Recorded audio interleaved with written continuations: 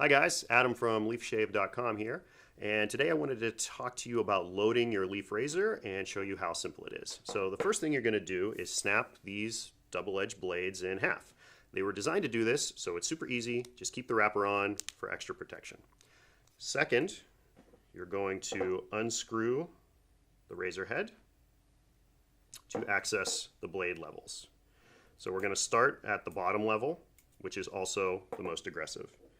So these blades have protrusions on either side, indentations, and you're going to match those up with the protrusions here on the razor, and that's what holds the blade in place. So you just lay it in flat, line up the protrusions. There's a magnet in there, so it'll help hold the blade in place, and if it's in the right position, it will lay flat and the razor will contain the blade. Go to position 2, do the same thing, line up the indentations of the blade with the protrusions. Level 3, same thing. Then you just flip the razor over, tighten up the thumb screw to finger tight, and you are ready to shave.